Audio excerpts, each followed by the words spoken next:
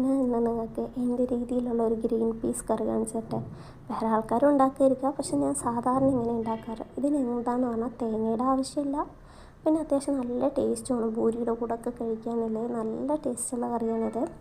ഞാൻ ഈ അടുത്ത് പാർക്കിൽ പോയപ്പോൾ അവരെന്നോട് മസാലപ്പൂരി പാനിപ്പൂരിക്കാണ് പോയത്. അപ്പോൾ അവർ രസപ്പൂരി വേണോ മസാലപ്പൂരി വേണോ ചോദിച്ചു. എനിക്ക് മനസ്സിലാവാണ്ടായപ്പോഴാണ് അവർ പറഞ്ഞത് രസപ്പൂരി എന്ന് പറഞ്ഞാൽ നമ്മുടെ പാനിപ്പൂരി, മസാലപ്പൂരി എന്ന് പറഞ്ഞാൽ ഇതേ കറിയിൽ തന്നെ അവർ കുറച്ച് ക്യാരറ്റും സവാളയും മല്ലിയിലയും അവരുടെ പൂരിയും പൊടിച്ചിട്ടിരുന്നതാണെന്ന്. അപ്പോൾ നമ്മൾ ആദ്യം ഈ കറി ഉണ്ടാക്കാൻ വേണ്ടി നമ്മുടെ ഗ്രീൻ പീസ് നന്നായി ഉടയണ വരെ വേവിച്ചെടുത്തിട്ട് കുറച്ച് സവാള, തക്കാളി, ഇഞ്ചി, വെളുത്തുള്ളിയൊക്കെ നന്നായി വഴറ്റിയെടുക്കുക. മുളക് പൊടി, മല്ലിപ്പൊടി, മഞ്ഞൾപ്പൊടി, ഗരം മസാല പൗഡറൊക്കെ ഇട്ടിട്ട് നന്നായി വഴറ്റിയെടുക്കുക. ഇതിലേക്ക് ക്യാപ്സിക്കം ഇടേണ്ട ആവശ്യമില്ല, എൻ്റെ കയ്യിലുള്ളത് കേടുവരണ്ടെന്ന് പറഞ്ഞിട്ട് ഞാൻ ഇട്ടുന്നുള്ളൂ. എന്നിട്ട് നമ്മൾ നന്നായി വേവിച്ച് വെച്ച ഗ്രീൻ പീസ് ഇട്ടിട്ട് നന്നായി ഒന്ന് ഗ്രേവി പരുവാക്കിയെടുത്താൽ നന്നായി ഉണ്ടാവും. ഇപ്പോൾ ഗ്രീൻ പീസ് ഉടഞ്ഞിട്ടില്ല കാരണം നമ്മൾ ഗ്ലാസ് കൊണ്ടോ കരണ്ടി കൊണ്ടോ ഒന്ന് നന്നായി ഉടച്ചു കൊടുത്താൽ മതി. ഞാൻ അങ്ങനെ സാധാരണ ചെയ്യാറ്.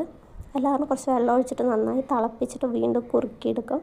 സംഭവം അത്യാവശ്യം നല്ല ടേസ്റ്റുള്ള കറിയാണ്. ശരി, ഞാൻ വീഡിയോ എടുക്കുന്നതുകൊണ്ട് തന്നെ എനിക്ക് കറിയിൽ വലുതായി ശ്രദ്ധ കൊടുക്കാൻ പറ്റിയില്ല. അതിൻ്റെ ഒരു പ്രശ്നം ആ കറിയിലേക്ക് ഉണ്ടായിരുന്നു. പക്ഷേ ശരിക്കും പറയാൻ നല്ല ടേസ്റ്റുള്ളതാണ്. ഞങ്ങൾ ഗ്രീൻ പീസ് കറി എപ്പോഴും വയ്ക്കുമ്പോൾ തേങ്ങ ഒഴിക്കാതെ തന്നെയാണ് വയ്ക്കാറ്. ഇടയ്ക്കിടയ്ക്ക് ഉണ്ടാക്കാറുള്ള സാധനമാണ്. ട്രൈ ചെയ്ത് നോക്കണേ.